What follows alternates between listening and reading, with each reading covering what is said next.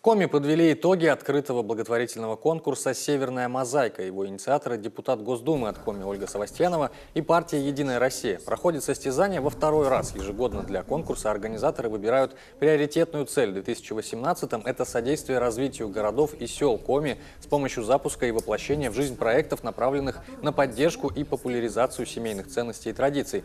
Причем попытать удачу с грантами могли не только организации, но и просто инициативные граждане. Количество индивидуальных участников в этом году, к слову, возросло втрое.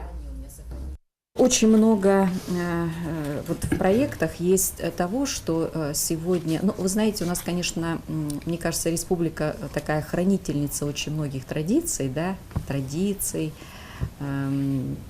народных художественных промыслов. И вот очень приятно, что во многих проектах, помимо вот основных мероприятий, практически везде есть мастер-классы для детей, для семей по созданию вот определенных поделок, что можно делать вместе, сообща, дети вместе с родителями.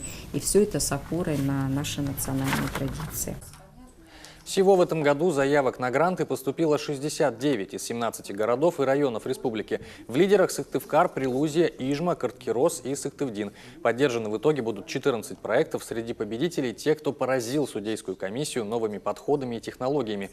Тем временем сегодня, в День защиты детей, Ольга Савастьянова объявила новый конкурс. На этот раз для школьников республики. Его девиз «Творю будущее». Ребятам нужно написать эссе на данную тематику.